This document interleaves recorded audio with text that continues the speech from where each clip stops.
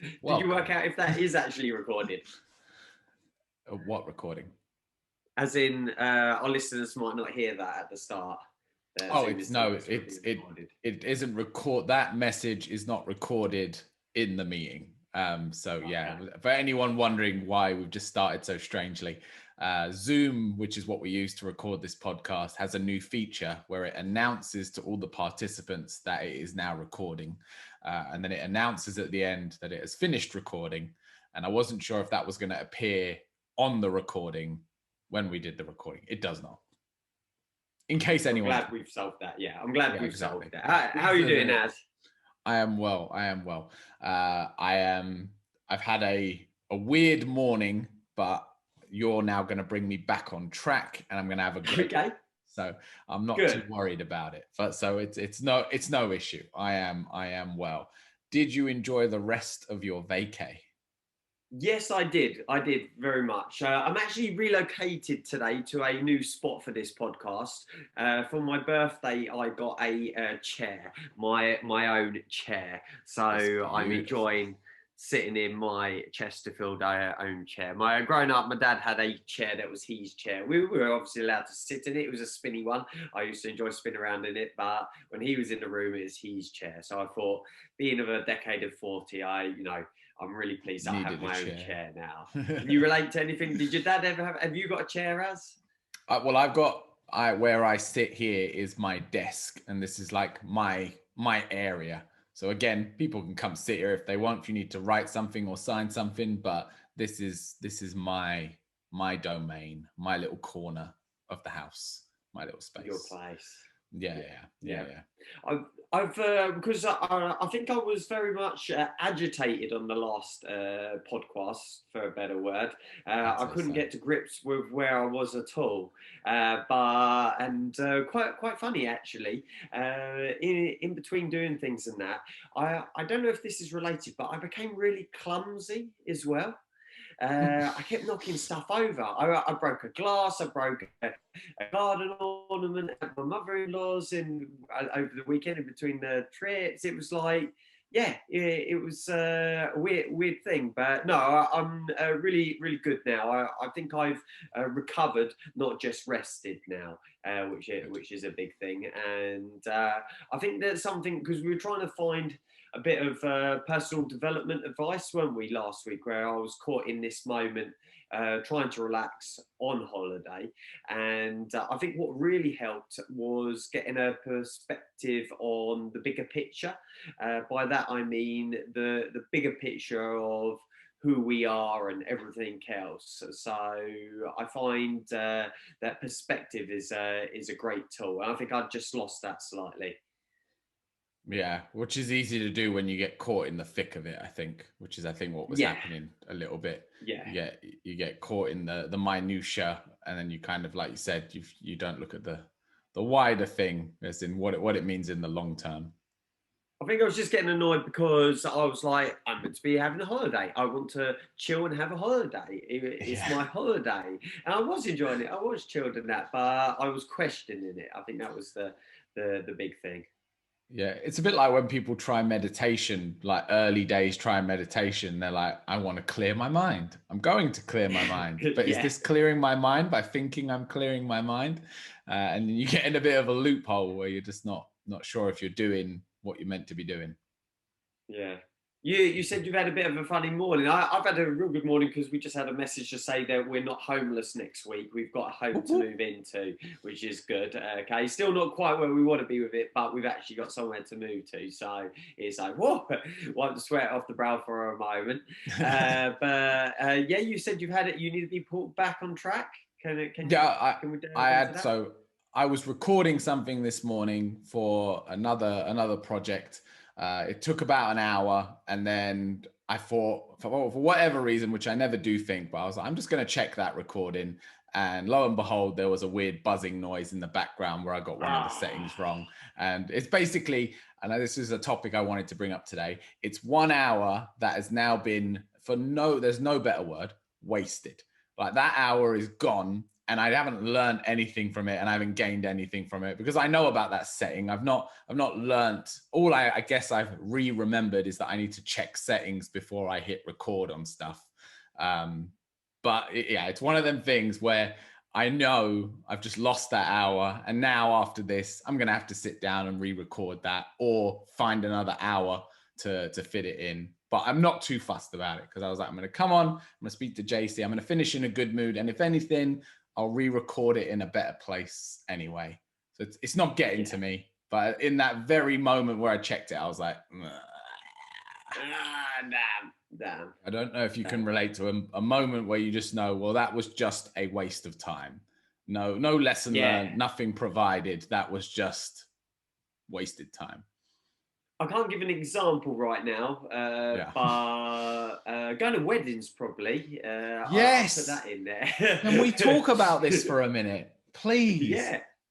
Yes, JC. I hate them. I don't ever want to go to one, ever, ever, ever. I really apologize to my wife if she hears this, but I recently got out of going to her best friend's wedding because of all the travel restrictions. It's in Germany, and because of the cold, what's the word that we have to do when we come back from holidays? Isolate. Quarantine. We've not been able to go. She's heartbroken. Best friend was our maid of honor at our wedding. She's gutted about it. I am elated, like secretly. And I like this, but I like Freya, her maid of honor. She's a nice girl, nice person, no issue. Happy for her and her husband. I just have absolutely no interest in attending anyone's wedding, unless I'm part of it and therefore have to be there, because then you're part of something. But beyond that, who can be bothered?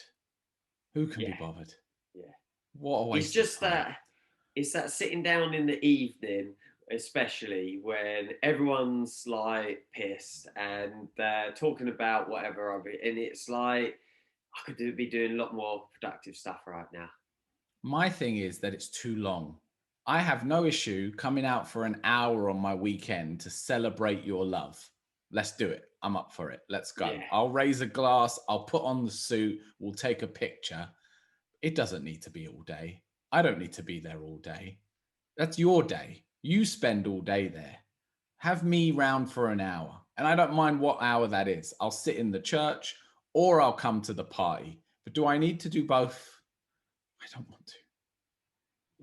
Like Lauren's thing is always, well, you've got to do it for them because it is their day. They want you there and special, and it's all of that. And it's like, I think it's just where we're really different, because Lauren is a people person, as in that's important to her, and I'm not. And like I loved your wedding. Your wedding was great, and it felt like I was a part of that. I had a journey and a role to be there, you know, to make you sweat a little bit with what we were going to do and everything else. But yeah, just joining in the bash for something else is, and it's not knocking the special occasion, is it? It's just being honest. It's just not. Well, it's clearly not us. Yeah, it's definitely a character thing, right? Because I know people who love weddings. Like I've got people who constantly refer back to our wedding and go, "Oh, it was just such a. Can we do your wedding again?" That's what we get all the time. And I'm like, no, I don't want to. It was nice. I enjoyed it. I'm happy it happened. But we're done. We're done. We need to move on with our lives. And so do you. Go to another wedding. There'll be other weddings. And don't invite me because I don't want to come. That was a nice rant. We started with a rant. Definite. Nice topic of conversation. I've actually got a few things I wanted to ask you and run by you, as since on holiday I made a few notes and everything. What do you make of this? I'm trying to think where I heard it. I think it was on the Infinite Monkey Cage again. They were talking about space and everything else. What do you make of the saying human condition? As in, how would I define the human condition, or what do I think of it? Well, like the other day I said, or the previous podcast I said, it happens for a reason. You were like, oh, I hate that saying. Whereas human condition, it's like it. I forget what the topic was. It just came out, and I thought, yeah, that's an interesting thing that comes up every now and then, that we're referred to as the human condition. And I was just pondering. I thought it'd be a good thing to talk over, get your side on it. Yeah, so my understanding of it, and correct me if I'm wrong, is that it's what makes us human and what sets us apart from everything else, but is then Yeah, also a kind of our curse as well as our what makes us what we are. And it's that self-awareness and that ability to think beyond the now. Like we can dream up scenarios in the future and we can plan and try to kind of guide our life in a certain way. But in the same respect, we can, think of the worst case scenario and drive ourselves into a depression or into an anxiety that's like based in no reality. Like nothing's actually happening in the real world, but you've created this artificial future that you're now terrified of. And it, whatever, stops you doing things, stops you moving forward. Is that what we mean? yeah. Yeah, definitely. And would you refer to the human condition at any time? As in, do you think self development, for instance, that we talk about on this podcast, is that directly related to the human condition? Are these things all intertwined? Is this all the same thing? Yeah, I'd say so. I'd say the whole personal development is has kind of become a weird coined phrase, right? Where it's just like people just spit Yeah, it out all the time. But I think the essence of it is that we have this ability to look into the future and to apply things such as delayed gratification for long-term benefits, whether that be to ourselves or to our fellow man, whatever it might be.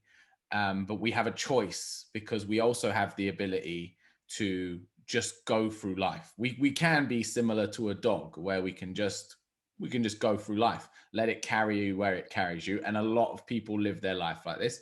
No judgment, to be honest. Like if that's what makes you happy, it's what makes you happy. But I think people who engage with personal development, they're trying to ensure a better future. And I think that's something worth doing. And again, it's not necessarily for yourself, like on a selfish point of view of make sure you have a nice retirement, but it's for your kids or your kids' kids or a wider view. Take like what you're doing with changing your eating habits and being more conscious of things like recycling and your purchases. It's for the world. It's for the world long after you're gone, and you're just a dust and memory. But you know that during your time here, you had an influence in a good way. So I think it's a great thing. I think it can be a demon. It's just what way, the wolf you feed. mm. And the human condition, are you thinking that's an individual thing, or it's a race thing? It's a species thing that we're It's a referring to species there. thing, but again, it's people choose to engage with it on different levels. Like I said, there are people I know who live life similar to like a dog, where they don't think about tomorrow, they don't think about next week, they don't think about their death. So, it stems in the sense that they live paycheck to paycheck. They have no plan for retirement. They have no plans for progressing their career. They have no plans for progressing their relationships. They don't worry about how the choices they make today are going to impact things tomorrow, next week, next year. And then I know people who, on the other side of the spectrum, everything they do is with a conscious effort to what it's going to do in the future. So I think it applies to everyone, but how conscious you are and how much you interact with it is personal. Mm. Yeah, I found that really interesting. I just came up. I heard the phrase, and I thought, oh yeah, it'd be nice to talk about It's that. an interesting word, isn't it? Condition, because I don't know about Yeah. you, but that for me is like a medical term. You have a condition, you have a Yes. sickness, you have a problem. I don't know if it's intended that way. That's what I'm not Yeah. too clear on. But when I hear the human condition, I'm like, the cancer condition, and what the implications of that are. So I don't know Mm. if that's a phrasing thing or if I'm just understanding it wrong. I really like quotes, and I quite often refer to quotes in conversation and things, especially when taking like a lead role in teaching, for instance, or instructing. And I just thought, this human condition, I could probably throw that in somewhere every now and then as a line to use. Yeah, for sure. For sure. I've got top three as, Okay. but I noted this one from last week because I finished with a comedy quote from John Cleese. First off, do you enjoy comedies like TV, films, stand up, and everything? I love stand up, but I have very specific taste. As in, there's certain stand up comedians I love, and there's certain stand up comedians I can't stand. Very rarely is there anything in between. There's no one who I'm like, they're kind of funny. You're either hilarious Okay. and I can't stop laughing, or I don't find you funny at all. I enjoy comedy, as in comedy films, but again, has to be the right kind of comedy. I'm not too into slapstick. Like, if it's just people, getting hit on the head and stuff, it doesn't tickle my funny bone too much. Yeah, I enjoy Cool. comedy. The Office is probably the best example of the kind of comedy I enjoy. I don't know if you've Okay. ever Well, watched let's The do a top Office. top three comedies then. So Oh, is okay, well, there is we in go. your top three? Is Office one? Yeah, I mean, I'll put that number one that's the Okay. gold medal. To be honest, I don't think I've enjoyed a show more than I enjoyed the American version of The Office. I thought it was Okay. just brilliantly done. I think it was 10 seasons long, and it just kept me from season 1 to season 10. There wasn't a bad moment in it. I don't think there's a bad episode in the whole thing, I've and it just I've never watched I've never watched the American one, and I'd I've I'd only watched recommend it. sporadically the British one because it didn't captivate me, as in I wasn't drawn in. Oh, I've got to watch it, got to watch it. Maybe I was busy doing other things at the time when it came out. Yeah. But yeah, I appreciate it as comedy, definitely. I'll say this I guess I think this is true with all American TV. I might be wrong, but I think the first few episodes of every American show is not very good. But you have to power through those because then you get invested in the characters and they get developed a bit more, and then it becomes good. And The Office is a great example of that, especially if you've watched the British one, because the pilot episode is a carbon copy of the British one. So when you watch it, you're like, oh, they've just redone the British one, but with American actors. Not interested. But it's the British one, I think, stops after 3 seasons. And by the season 2, they've gone in completely different directions. And then the American one just kind of went off to the moon with it. So yeah, I really recommend it. If you ever get the chance, it's family friendly as well. So I think it's suitable for all audiences. Yeah, worth a watch. Okay, yeah, I'll have to try and catch that then. Well, in my top three comedies, I've never been to a stand-up comedy actually live, but like I really like Eddie Murphy, Eddie Murphy Raw, and that just brilliant. But I think Richard Pryor is the king of stand-up comedy. I think that guy was just hysterical, and yeah, so Richard Pryor would be up there in my top three. Well, we're syncing up again because my second one was going to be Eddie Murphy's Delirious, which was the Yeah. one before Raw. I remember the first time I saw that. I don't think I've ever laughed so hard in my life. And what's funny is you watch it now and it's just so inappropriate. Like Yeah. it would be banned across the world if it was filmed today. Cancel culture would have taken it out. I mean, not even cancel culture, to be fair. It's downright rude. Like he Yeah. insults the gay community. He insults black people, white people, Asia. He just rips everyone violently. And as a stand-up comedy, if you take it for what it is, which is comedy and not a political stance on anything, it's very funny. We watched it over Christmas, actually, last Christmas. I think it was Christmas Day. We were sitting there, we had it on. And then what we didn't know is my nephew, who was 9 at the time, was asleep on the sofa, but he wasn't But asleep. not He was asleep. actually watching it. So for the last year, he's been quoting Eddie Murphy inappropriate jokes. And it's like, brilliant, excellent. He got educated there.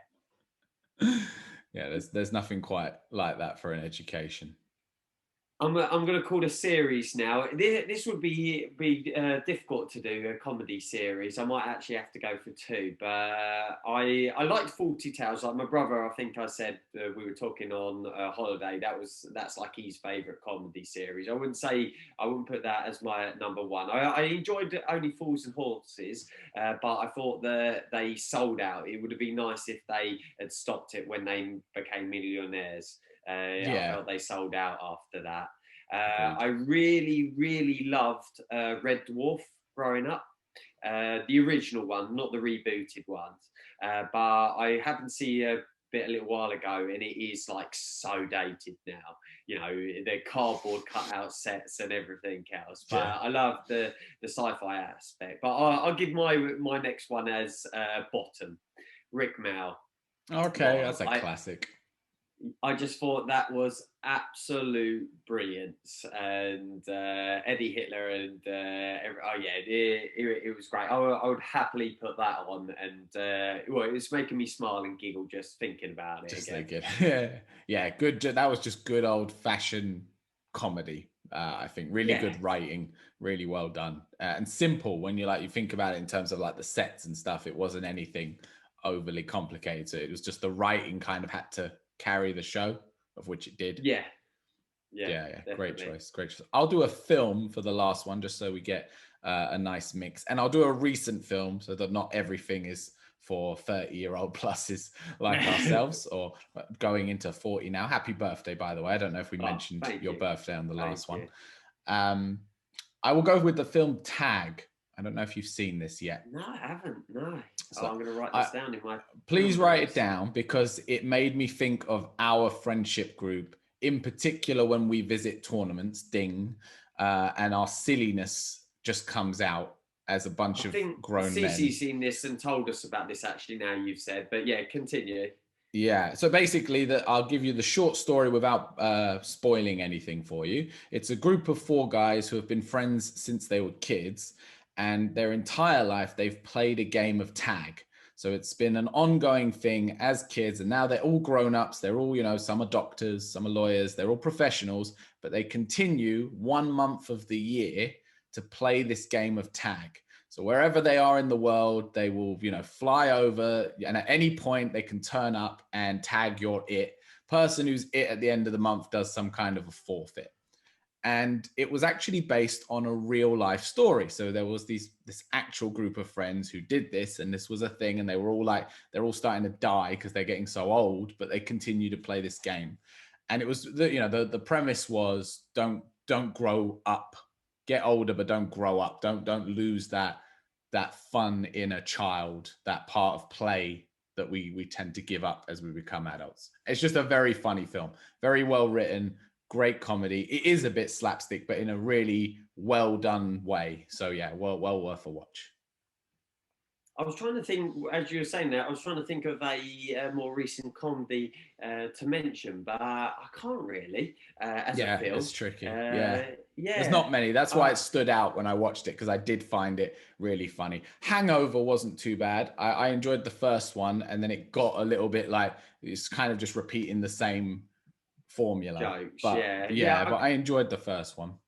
I could have said Hangover, but if I'm putting it into a top three, I'm going to have to go back. I used to really enjoy the Hot Shots and Hmm. Naked Gun, the Yeah. original against of those. But I think my favourite, as in properly bursting at the seams, and I do quote it from time to time, comedy films are Pink Panther, the original Peter Sellers Pink Panther. They were, yeah, I've got the box set on DVD somewhere. They were the crown jewel, I would say, of comedy films. Yeah, yeah, they were solid for sure. Great choices. Good top three, Jay. I enjoyed that. Yeah, That was good. That was definitely. good fun. Go, Going on a completely different tangent there. So comedy one end. What do you make of, or do you listen? Have you ever, or are you aware of crime stories? Lauren is listening to podcasts. We went to Cornwall for my birthday, so we had a bit of time on the way back. She really enjoys listening to true life crime stories, and it was horrific. It was 45 minutes of absolute horror that is actually happened. Like, I'm like, nah, they're making this up. Like, the first one we listened to, it was a guy talking about someone who was having a sexual relationship with his sister, who then murdered her and her husband, got away for it for 25 years, and then had kids with a woman that knew that he'd done it because he took her to the scene. And it was like, what the? But that one was a little bit more believable because it was talking about actual facts and everything. So it's like maybe he was a private detective. But then we listened to this one about a murder in Ireland, in Dublin, and we were actually in Dublin the week before it happened in like 2005, and it was a guy who had come over and made a relationship with a lady who had been abused and in a drug culture and everything else. Long story, graphic story short, they just were all off their head. The daughters, the wife, the mum was like, look, you got to sort him out. So the daughter slit his throat, cut him up in the shower into bits and dumped him in the river. And it's like, but it was just, so I'm trying to sort of deal with listening to these now. Having listened to just two, I'm like, I can't listen to them again. Nothing. It had quite a bit of trauma on me, and it's like, but my Lauren loves it.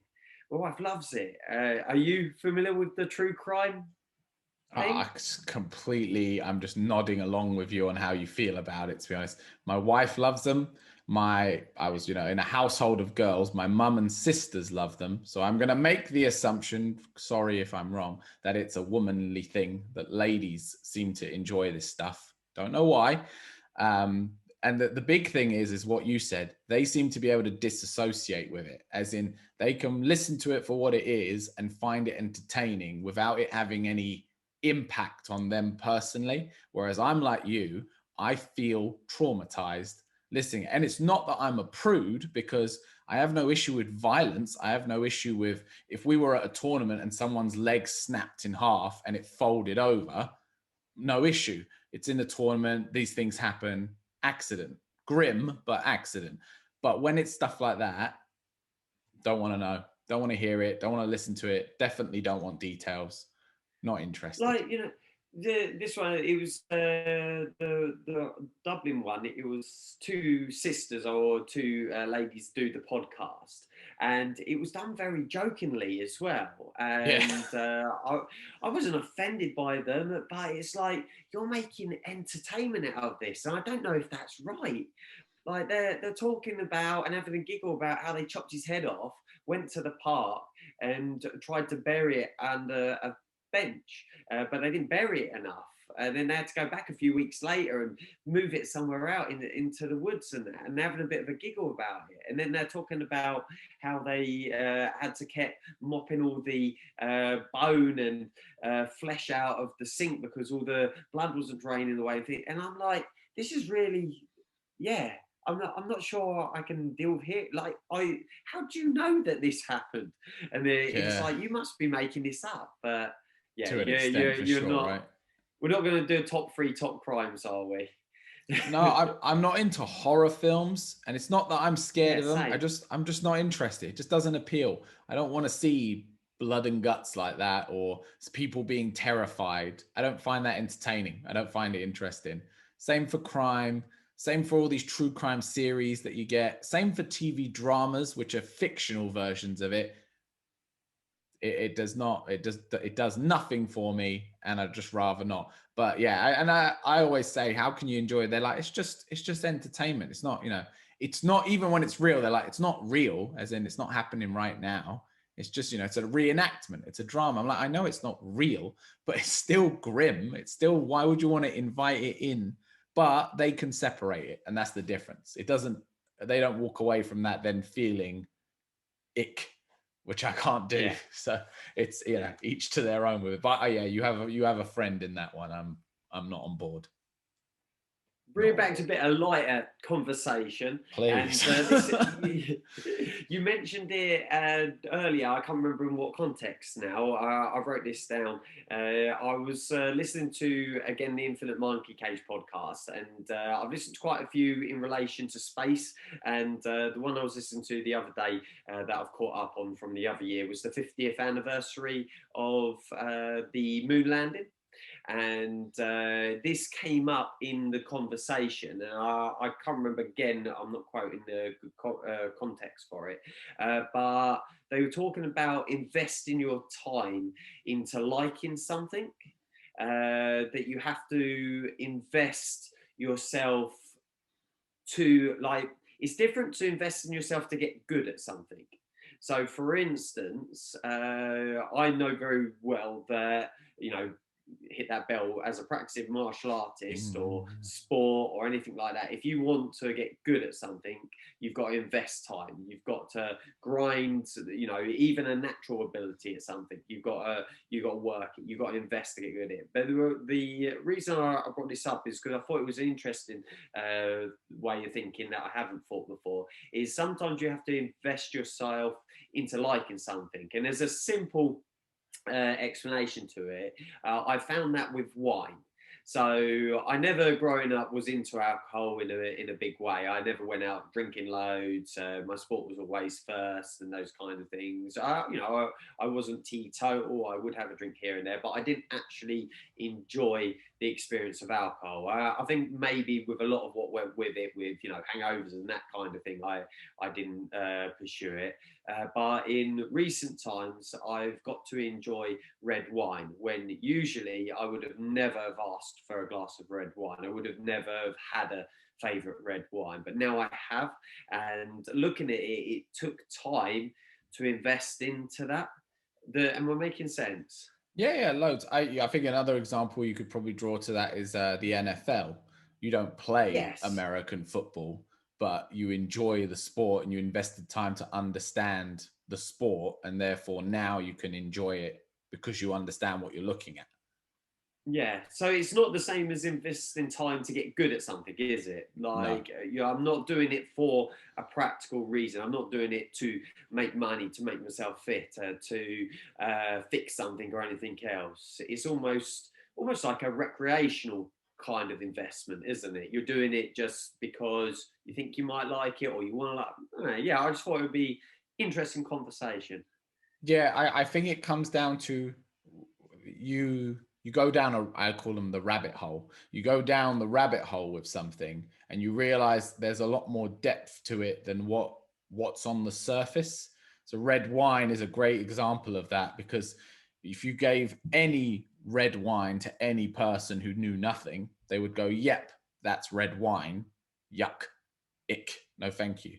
I'll have some juice. Thank you very much. Sweet, delicious juice. But once you start understanding what you're tasting and understanding the differences, aging process, grape, blah, blah, blah, blah, blah, blah, then it becomes more interesting. And then you gain a deeper appreciation of what you're consuming, whether that be content or alcohol. Because there's a lot I that think goes the into making wine.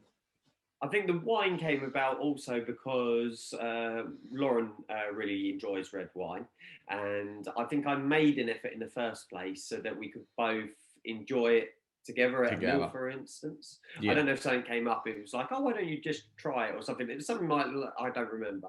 And what I'm saying is I'm pleased I invested my time into that now. Yeah. And like NFL, my brother and I have got a common interest with lots of things, but we've got a common interest with that now. And it's actually turned out to really help my own coaching, my own sport understanding for the martial arts as well. I've drawn so many comparisons and ideas from NFL, which is a successful sport, and everything else. So it's been really beneficial to inadvertently, recreationally invest time in these things. I think going back to that human condition thing, I think part of the human condition is our curiosity. We have an innate sense of curiosity that's part of the reason why we explore things beyond just what we know in our space. And I think that's That's where it part of came it. up. That's where Right, it came there we up go. with NASA. Okay. Yeah, We've that linked it you've up then. Yeah, go joined into the. space. Right, exactly. We don't need to go to the moon. Do we need to go to the moon? We got everything we need here. What's on the moon?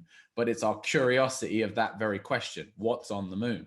What's over there? And then through that curiosity, we develop technologies that have now stemmed into our everyday life. Like that I watched a show recently about the camera that was used on the moon for that first moon landing.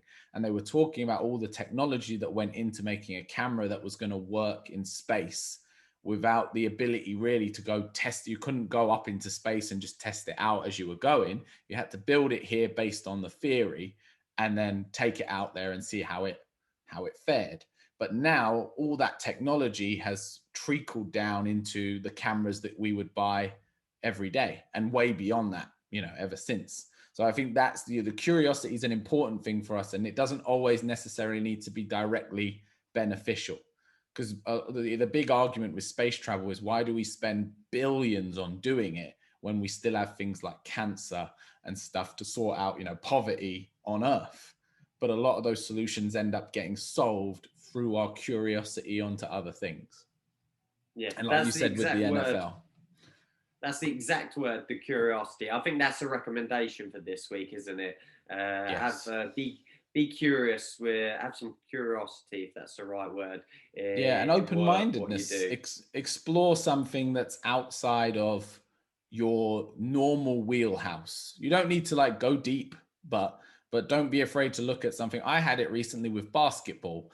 I listened to a podcast by a guy called Tim Ferriss, and he interviews leaders in different areas. So top sports athletes, top businessmen, and basically he's always just exploring what makes the top 1% tick by interviewing them and asking these leading questions. And he had a guy who was one of the top basketball players, and then he got stopped because he had a heart condition. So he had to stop right in his prime and reimagine himself, in the prime of life.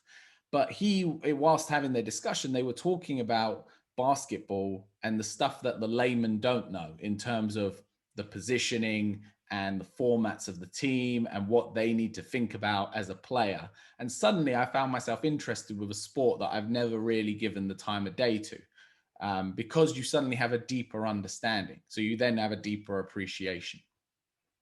Yeah, definite. And yeah, it tied in nicely with the whole NASA thing. I'm glad that we've linked that up. That's saved me having to listen to the podcast again. And one fact you said about the camera, one thing that was interesting, because they had that was Apollo 11, wasn't it? That they landed on the moon, and they had the astronaut from Apollo 13, I think it was, or whichever Apollo one afterwards, and. They had a more modern day astronaut who was a kid, that was it, who was watching the moon landing, and he said that his dad was so chuffed, loads of people were so chuffed to have got their color television for the moon landing, because I think they all came out at the same time. There was this big promo, go get your color television for the moon landing, and they all sitting down in front of this little screen of color, and the moon landing was all in black and white. And it was like, they said it was the biggest sale of the time.